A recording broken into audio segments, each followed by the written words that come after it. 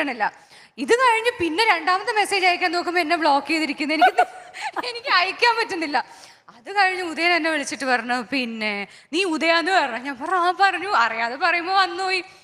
എന്നിട്ട് ഉദയേട്ടനെ വിളിച്ചിട്ട് പറഞ്ഞു, അവൾ എന്തൊരു അഹങ്കാരിയാണ്, അവൾ ഉദയാന്ന് വിളിക്കുന്നത്, ഇങ്ങനെയാണോ മുതിർന്നവരോട് സംസാരിക്കുന്നവർ? എന്നെ ബ്ലോക്ക് ചെയ്തു. ഞാൻ ബ്ലോക്ക് ചെയ്ത് ഞാൻ പിന്നെ അത് മറന്നു. പിന്നെ നോക്കിയപ്പോ നെക്സ്റ്റ് പിന്നെ സംഭവിക്കുന്നത് RDXലെ പുള്ളിക്കാരത്തി ഭയങ്കര ഹിറ്റായി. അപ്പോഴാണ് ബ്ലോക്ക് ലിസ്റ്റ് മാറ്റിയത്. അപ്പൊ പിന്നെ അപ്പോഴുമല്ല, ആഡിയൻസ് ഒക്കെ ഹിറ്റായി. രഞ്ജിത്ത് സാർ എൻ്റെ അടുത്ത് കഥ പറയാൻ വേണ്ടി കഥയൊക്കെ പറഞ്ഞ് മഹിമയാണ് ചെയ്യുന്നതെന്ന് പുള്ളിക്കാരൻ്റെ അടുത്ത് പറഞ്ഞപ്പോഴാണ് ഇനി അവളെ ഞാൻ എങ്ങനെ ഫേസ് ചെയ്യും. മറ്റേ മെസ്സേജ് ഇട്ട് hi message coming on board something. അപ്പൊ ഞാൻ നോക്കിയപ്പോ അൺബ്ലോക്ക് വന്നു. ടിങ്. ദൈവമേ, അന്ന് ബ്ലോക്ക് ചെയ്തതാ. 7 വർഷം ബ്ലോക്ക് ചെയ്ത് വെക്കുക. കഴിഞ്ഞപ്പോ തന്നെ ബ്ലോക്ക് ചെയ്താ. യെസ്. അത് കഴിഞ്ഞ് ഇപ്പോഴാണ് ഈ സിനിമയുടെ ഷൂട്ടിന്റെ സമയത്താണ്